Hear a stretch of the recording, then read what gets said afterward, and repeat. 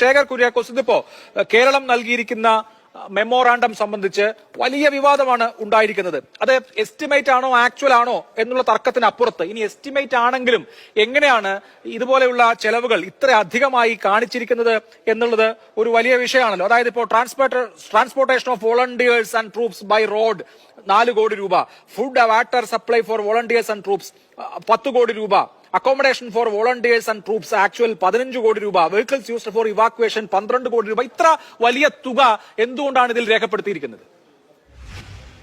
ഒന്നാമതായി ഇത് മെമ്മോറാണ്ടമാണ് എന്ന് പറഞ്ഞതും ഇത് നിവേദനമാണ് എന്ന് പറഞ്ഞതിലും നന്ദി രേഖപ്പെടുത്തുന്നു. ഇപ്പോൾ ഈ ചോദ്യം എന്നോട് ചോദിക്കാൻ തോന്നിയതിലും നന്ദി രേഖപ്പെടുത്തുന്നു. അവിടെ നമ്മൾക്ക് ആരംഭിക്കാം. ഒന്ന്, മെമ്മോറാണ്ടം എങ്ങനെയാണ് തയ്യാറാക്കുന്നത്? എന്തിനാണ് ഇമീഡിയറ്റ് റിലീഫ് അസിസ്റ്റൻസിന്റെ മെമ്മോറാണ്ടം തയ്യാറാക്കുന്നത്? എന്താണ് അതിൽ പ്രൊജക്ട് ചെയ്യാൻ പറ്റുന്നത്? ഈ കാര്യങ്ങളെ കുറിച്ച് മനസ്സിലാക്കലിന് ശേഷമാണ് ഈ ചർച്ച ആരംഭിക്കേണ്ടത്. ആ മനസ്സിലാക്കലുകൾ ഇല്ലാതെയുള്ള ചർച്ച ഇന്ന് രാവിലെ ആരംഭിച്ചതിലാണ് പിഴച്ചുപോയത്. ആദ്യത്തെ ചർച്ച വന്നത് കോടതിയിൽ എക്സ്പെൻഡിച്ചർ സ്റ്റേറ്റ്മെന്റ് കൊടുത്തു, ചെലവിന്റെ കണക്കുകൾ കൊടുത്തു. തെറ്റിദ്ധാരണാജനകമാണ്. കോടതി ഉത്തരവിലോ കോടതിക്ക് കൊടുത്ത ഒരു രേഖയിലോ കേന്ദ്ര ഗവൺമെന്റിന് കൊടുത്ത ഒരു രേഖയിലോ ഇത് എക്സ്പെൻഡിച്ചർ സ്റ്റേറ്റ്മെന്റ് ആണ് എന്ന് സംസ്ഥാന ദുരന്ത നിവാരണ അതോറിറ്റി പറഞ്ഞിട്ടില്ല. മെമ്മോറാണ്ടം വർഷങ്ങളായി കൊടുക്കുന്ന അതേ പ്രൊസീജിയറിലാണ് ഇപ്പോഴും മെമ്മോറാണ്ടം കൊടുത്തിട്ടുള്ളത്. ആ മെമ്മോറാണ്ടത്തിലെ കണക്കുകൾ ഒളിച്ചു വെക്കാനുള്ളതല്ല, പബ്ലിക് ഡൊമൈനിൽ വരുന്നതുമാണ്. ഞങ്ങളുടെ എല്ലാ മെമ്മോറാണ്ടങ്ങളും 12 മുതലുള്ളത് ഞങ്ങളുടെ വെബ്സൈറ്റിലുണ്ട്. സംസാരിക്കുകയാണെങ്കിൽ ഞാൻ പറയുന്നത് കേൾക്കണം. അല്ല, ഞാൻ ഈ പറഞ്ഞ ഞാൻ നേരത്തെ വായിച്ച ഹെഡുകളിലൊക്കെ ബ്രാക്കറ്റിൽ ആക്ച്വൽസ് വെയിറ്റ് ചെയ്യൂ. ഞാൻ സംസാരിച്ചു തീർന്നില്ലല്ലോ. താങ്കൾ മറ്റു തർക്കങ്ങളൊക്കെ പിന്നീട് നടത്തിക്കൊള്ളൂ. ഫാക്ച്വലായ ഒരു പ്രൊഫഷണലിനോടാണ് സംസാരിക്കുന്നതെങ്കിൽ പ്രൊഫഷണലായി കാര്യങ്ങൾ കേൾക്കാൻ തയ്യാറാകണം. അല്ലെങ്കിൽ പറയാനും താല്പര്യമില്ല. അപ്പോ ഒന്നാമത്തെ പോയിന്റ്, ഈ വസ്തുതകൾ മനസ്സിലാക്കാതെയുള്ള ചർച്ചകളാണ് രാവിലെ മുതൽ നടത്തിക്കൊണ്ടിരിക്കുന്നത്. ഈ മെമ്മോറാണ്ടം കൊടുക്കുന്നതിന് മുൻപ് 9-ാം തീയതി 10-ാം തീയതി പ്രധാനമന്ത്രി വരുന്നതിന് തൊട്ട് തലേ ദിവസം കേന്ദ്രത്തിന്റെ മിനിസ്ട്രി ഓഫ് ഹോം അഫയേഴ്സിൽ നിന്നുള്ള സംഘം ഇവിടെ വന്നിട്ടുണ്ട്. അവരുടെ മുന്നിൽ കാര്യങ്ങൾ സംസാരിച്ച് ഡിസ്കസ് ചെയ്ത് ഏതൊക്കെ ഹെഡുകളിലാണ് നമ്മൾക്ക് ക്ലെയിം ചെയ്യാൻ പറ്റുന്നത്, ഏതൊക്കെ ഹെഡുകളിലാണ് നമ്മൾക്ക് പരിമിതികൾ ഉള്ളത്, ഇവ ചർച്ച ചെയ്ത് തീരുമാനിച്ചിട്ട് കേന്ദ്ര സർക്കാരും സംസ്ഥാന സർക്കാരും തമ്മിലുള്ള ഒരു ജൈവികമായ പ്രക്രിയയാണ് മെമ്മോറാണ്ടം കൊടുക്കുക എന്നുള്ളത്. അല്ലാതെ കേന്ദ്ര ഗവൺമെന്റിന്റെ മുമ്പിൽ ഒരു ബില്ല് വെച്ചിട്ട് കേന്ദ്ര ഗവൺമെന്റ് ആ ബില്ലിങ്ങോട് പേ ചെയ്യൂ, അല്ലെങ്കിൽ സ്റ്റേറ്റ് ഗവൺമെന്റിന് ഒരു ബില്ലിങ്ങോട് തന്നിട്ട് സ്റ്റേറ്റ് ഗവൺമെന്റ് അത് പേ ചെയ്യൂ, ഇങ്ങനെയൊന്നും അല്ല ഈ മെമ്മോറാണ്ടം നടക്കുന്നത്.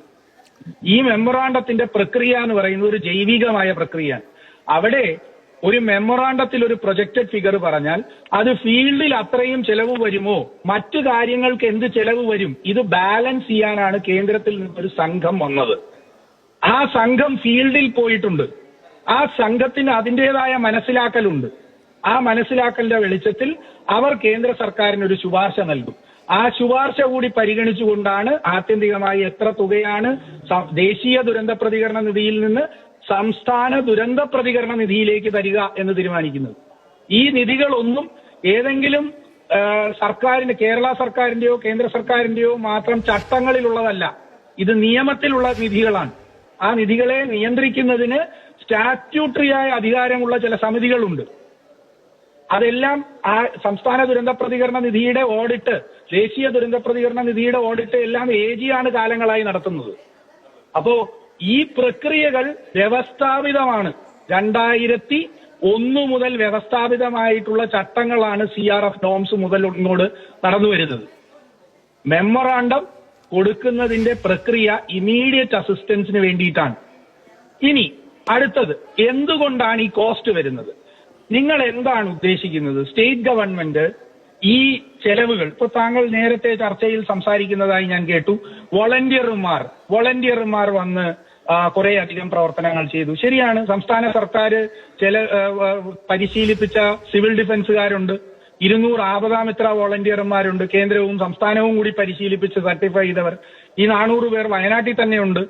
അപ്പോ അവരുടെ ഡിപ്ലോയ്മെന്റിനൊരു കോസ്റ്റ് ഉണ്ട്. മറ്റ് വോളണ്ടിയർമാർ അവിടെ വരണമെന്ന് ആഗ്രഹിച്ചാൽ അവരെ മറ്റ് ജില്ലകളിൽ നിന്ന് കൊണ്ടുവരുന്നതിനൊരു കോസ്റ്റ് ഉണ്ട്. സ്റ്റേറ്റ് ഗവൺമെന്റ് എന്താണ് കേന്ദ്ര ഗവൺമെന്റിനോട് പറയേണ്ടത്? ഇതൊക്കെ ആരെങ്കിലും ചെയ്തുകൊള്ളും, അവർ തന്നെ വന്നുകൊള്ളും എന്നാണോ പറയേണ്ടത്? അല്ല.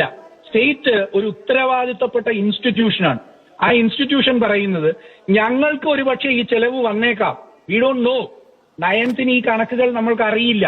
നമ്മൾക്ക് പറയാവുന്നത് വോളണ്ടിയർമാരെ കൊണ്ടുവന്നത് ഫയർ ആൻഡ് റെസ്ക്യൂവോ പോലീസോ ഒക്കെ ആണെങ്കിൽ നാളെ അതിനൊരു ബില്ല് ഫുട്ട് ചെയ്യേണ്ടി വരും.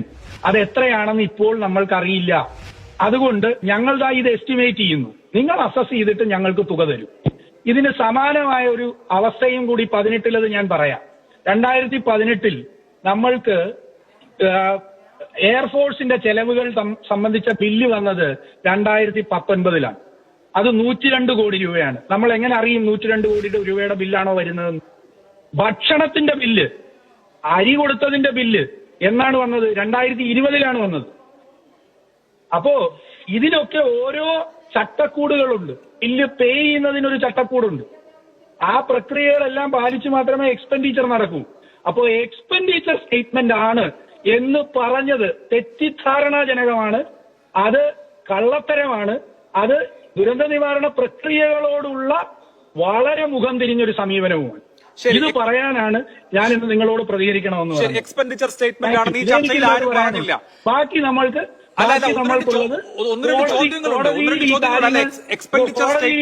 പരിഗണനയിലുള്ളതാണ്. ആരും പറഞ്ഞില്ല ശേഖർ. അല്ല അതൊക്കെ പക്ഷേ ചർച്ചയുണ്ട്. അത് ആയിക്കോട്ടെ. ഒന്ന് രണ്ട് ചോദ്യങ്ങൾ അവിടെ ബാക്കി നിൽക്കുന്നുണ്ട്. ഈ താങ്കൾ പറഞ്ഞു ഒരു കൺസൾട്ടേഷൻ പ്രക്രിയയെ കുറിച്ച് പറഞ്ഞു. അങ്ങനെ കേന്ദ്ര പ്രതിനിധി സംഘവുമായി കൂടിയാലോചിച്ചാണോ ഈ ഹെഡുകൾ തീരുമാനിച്ചിട്ടുള്ളത്? ഈ ഹെഡിൽ ഇത്ര പെടുത്താമെന്ന് തീരുമാനിച്ചത് ഈ പറയുന്ന ഒരു മ്യൂച്വൽ അണ്ടർസ്റ്റാൻഡിംഗിന്റെ പുറത്താണോ? ആ ഹെഡുകളെ താങ്കൾ കണ്ടിട്ടുണ്ടോ? അല്ല ആണോ അല്ലയോ? അല്ല, താങ്കൾ കണ്ടിട്ടുണ്ടോ? കണ്ടിട്ടില്ലല്ലോ. ആ ഹെഡുകളുടെ മാനദണ്ഡം എന്താണെന്ന് കണ്ടിട്ടുണ്ടോ? ഞാൻ ചോദിക്കുന്ന ചോദ്യം ഇത്രയേ ഉള്ളൂ. അല്ല, പെടുത്താം ചോദിക്കുന്നതിന് മുൻപ് ഒരു പഠനം നടത്തിയിട്ട് ചോദിക്കണ്ടേ? ഞാൻ ഈ മെമ്മോറാണ്ടം വായിച്ചിട്ടുണ്ട്. ഇന്ന ഹെഡിൽ ഇത്ര തുക പെടുത്താം എന്നുള്ളത് കേന്ദ്ര സംഘവുമായി ഒരു മ്യൂച്വലായ അണ്ടർസ്റ്റാൻഡിംഗിൽ എത്തിയതിനു ശേഷമാണോ ചർച്ചയ്ക്ക് വരരുത്? അല്ല ശ്രീ ശേഖർ, അറിഞ്ഞുകൂടാത്ത കാര്യങ്ങൾ വെച്ചൊരു പ്രൊഫഷണലിനോട് ചർച്ചയ്ക്ക് വരരുത്. Food and water supply for volunteers and troops actuals എന്ന് എഴുതിയിരിക്കുന്നത് എന്താണ്? അതൊന്നും എക്സ്പ്ലെയിൻ ചെയ്യൂ. Food and water supply for volunteers and troops actuals 10 crore രൂപ എന്താണ്? ഇത് കേൾക്കൂ. അപ്പൊ അതാണ് ആദ്യം മനസ്സിലാക്കേണ്ടത്. എന്താണ് റേറ്റ് അനുസരിച്ച് ക്ലെയിം ചെയ്യാവുന്നത്, എന്താണ് ആക്ച്വൽസ് അനുസരിച്ച് ക്ലെയിം ചെയ്യാവുന്നത്? ആ ചോദ്യമാണ് സ്പെസിഫിക് ആയി താങ്കൾ ചോദിക്കേണ്ടത്. നോംസ് മനസ്സിലാക്കാതെ ഇതിങ്ങനെ ആയിരിക്കാം എന്ന് ബ്ലെയിം ചെയ്തുകൊണ്ട് സംസാരിച്ചാൽ I as A professional will only respond like this. ശരി, പ്രൊഫഷണലായി ഉത്തരം പറയൂ. Food and water supply for volunteers and troops actuals 10 CR, അതിന്റെ എക്സ്പ്ലനേഷൻ എന്താണ്? ലെറ്റ് മീ ആസ്ക് യു, ആ മാനദണ്ഡം നിങ്ങളുടെ സ്ക്രീനിൽ കാണിക്കാമോ? താങ്കൾക്ക് ആ മാനദണ്ഡം ഒന്ന് എടുത്തിട്ട് ഗൂഗിൾ ചെയ്താൽ കിട്ടും, ഒന്ന് കാണിക്കൂ.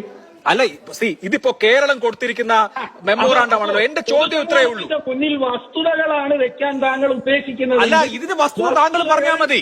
ഭക്ഷണവും വെള്ളവും കാണിക്കൂ. സന്നദ്ധ സേവകർക്കും ഭക്ഷണവും വെള്ളവും വിതരണം ചെയ്തതിനുള്ള 10 കോടി ആക്ച്വൽസ്. അതിന്റെ എക്സ്പ്ലനേഷൻ എന്താണെന്നല്ല ഞാൻ ചോദിച്ചു. ആക്ച്വൽസ് ഇത് കേൾക്കൂ. ആക്ച്വൽസ് എന്ന് ബ്രാക്കറ്റിൽ ഇട്ടിരിക്കുന്നത് പോലെ തന്നെ മുകളിൽ വീടുകളുടെ കണക്കിലേക്ക് ഒന്ന് പോയി അതിന്റെ അകത്ത് ബ്രാക്കറ്റിൽ എന്തെങ്കിലും ഇട്ടിട്ടുണ്ടോ എന്ന് നോക്കിയേ. അല്ല, അതൊക്കെ നോക്കിയിട്ടുണ്ട്. വീടുകളുടെ കാര്യത്തിൽ ഉണ്ടല്ലോ. അത് പറയൂ. ആ കാര്യത്തിൽ നോംസ് ഉണ്ടല്ലോ. ഇവിടെ പറയൂ. അല്ലല്ല, പറയൂ. അല്ല, അവിടെ നിങ്ങളുടെ എസ്റ്റിമേറ്റ് ഉണ്ട്, ആക്ച്വൽസും ഉണ്ട്, സമ്മതിച്ചു. ഇവിടുത്തെ food and water supply for volunteers and troops actuals 10 CR. താങ്കൾ അതിന്റെ എക്സ്പ്ലനേഷൻ പറയൂ. ഇപ്പൊ വീടിന്റെ കാര്യത്തിൽ ഇപ്പോ 1555 വീട് തകർന്നു, 482 ഭാഗികമായി. അതൊക്കെ അവിടെ നിൽക്കട്ടെ. ഇതിന് താങ്കൾക്ക് വളരെ സിമ്പിളായ ഉത്തരം പറയാവുന്നതല്ലേ ഉള്ളൂ. അല്ല, ആ ഉത്തരം പറയുന്നതിന് മുൻപ് ഞാൻ നിങ്ങളുടെ സെലക്ടീവ്നെസ്സിനെ തുറന്നു കാണിക്കുകയാണ്. എന്തുകൊണ്ടാണ് വീടുകളുടെ മാനദണ്ഡം എന്താണ് എന്ന് പറയാൻ? ഒരു വീടിന് 1,30,000 രൂപ മാനദണ്ഡം ആണല്ലോ. അത് മൾട്ടിപ്ലൈ ചെയ്ത് ബ്രാക്കറ്റിൽ കാണിച്ചിട്ടുണ്ടോ? ഉണ്ടോ? അതും ഇതും തമ്മിൽ എന്താണ് സാർ ബന്ധം? എനിക്ക് മനസ്സിലാവുന്നില്ല. അതിന് കൃത്യമായി സ്പെസിഫിക് ആയ ഒരു മാനദണ്ഡം ഉണ്ടല്ലോ. അതെ, ഉണ്ടല്ലോ. അപ്പൊ അതുപോലെ ഇനി നമ്മൾക്ക് സെർച്ച് ആൻഡ് റെസ്ക്യൂ എന്ന കോസ്റ്റിലേക്ക് വരാം. സെർച്ച് ആൻഡ് റെസ്ക്യൂ എന്ന കോസ്റ്റിലേക്ക് വരാം. അവിടെയാണ് ട്രാൻസ്പോർട്ടേഷൻ ഓഫ് വോളണ്ടിയേഴ്സ് ഒക്കെ പറഞ്ഞ് സ്പ്ലിറ്റ് ചെയ്ത് എഴുതിയിരിക്കുന്നത്. സെർച്ച് ആൻഡ് റെസ്ക്യൂ കോസ്റ്റ് എങ്ങനെ ക്ലെയിം ചെയ്യാമെന്നാണ് മാനദണ്ഡത്തിൽ പറഞ്ഞിരിക്കുന്നത്? എങ്ങനെ ക്ലെയിം ചെയ്യാമെന്നാണ് മാനദണ്ഡത്തിൽ പറയുന്നത്? പറഞ്ഞോളൂ. ആക്ച്വൽസിൽ ക്ലെയിം ചെയ്യാം എന്നാണ് മാനദണ്ഡത്തിൽ പറഞ്ഞിരിക്കുന്നത്. ഓക്കെ, അതുകൊണ്ട് ക്ലെയിം ചെയ്തു. മനസ്സിലായോ? ഇനി അല്ല, ഇത് കേൾക്കൂ. എന്താണ് ആക്ച്വൽസ്? എന്താണ് ബില്ല് വരുമ്പോൾ, നമ്മൾക്ക് ബില്ല് വരുമ്പോൾ എന്താണോ നമ്മളുടെ കോസ്റ്റ് അത്. അതെ, അതിന്റെ മറുപടി അതിന്റെ ഉദാഹരണമാണ് ഞാൻ പറഞ്ഞത്. 18 പ്രളയത്തിൽ നമ്മൾക്ക് എയർഫോഴ്സിന്റെ കോസ്റ്റ് 102 കോടി രൂപ ഒരു വർഷം കഴിഞ്ഞാണ് വന്നത്. അത് വന്നപ്പോൾ നമ്മൾ ക്ലെയിം ചെയ്തതിന് നമ്മൾക്ക് ആകെ കിട്ടിയത് 70 കോടി രൂപയാണ്. നമ്മൾ 102 കോടി രൂപയുടെ ബില്ലാണ് ക്ലെയിം ചെയ്ത് വന്നത്. ആ ഡിഫറൻസ് സ്റ്റേറ്റ് ഗവൺമെന്റിന് പിന്നീട് NDRFൽ നിന്ന് ചോദിക്കാം. കൂടുതലാണെങ്കിൽ അത് അവർ തരാൻ ബാധ്യസ്ഥരാണ്. കുറവാണെങ്കിൽ അതിൽ മറ്റ് ഹെഡുകളിലേക്ക് ഇത് ഉപയോഗപ്പെടുത്താം. കാരണം സംസ്ഥാന ദുരന്ത പ്രതികരണ നിധി എന്നത് ഒരൊറ്റ നിധിയാണ്. ശരി, ഞാൻ ഒരൊറ്റ ചോദ്യം ചോദിച്ചോട്ടെ. അതായത് കേന്ദ്ര സർക്കാരിൽ നിന്ന് സാധ്യമായ പോസിബിളായ മുഴുവൻ കാര്യവും ക്ലെയിം ചെയ്തു. എത്ര എന്നുള്ളത് അവരുടെ അസസ്മെന്റിന്റെ അടിസ്ഥാനത്തിൽ തരട്ടെ. നമുക്ക് നോംസ് അനുസരിച്ച് ക്ലെയിം ചെയ്യാൻ കഴിയുന്നതിന്റെ മാക്സിമം, സാധ്യമായതിന്റെ പരമാവധി ചോദിക്കുകയാണ് ചെയ്തിട്ടുള്ളത്. ഇതാണോ ഇതിന്റെ സാമാന്യമായ അർത്ഥം? അത് തന്നെയാണ് കാലങ്ങളായി എല്ലാ സംസ്ഥാനവും ഫോളോ ചെയ്യുന്ന പ്രൊസീജിയർ. ശരി, ആ ഒരു ടീച്ചർ വരുമ്പോൾ അത് ഞങ്ങൾ ക്ലെയിം ചെയ്യും. ഇത് കൂടുതലാണെങ്കിൽ ഇത് കൂടുതലുള്ളത് ഡിഫറൻസ് തരാൻ പറയും. ശരി, ഓക്കെ.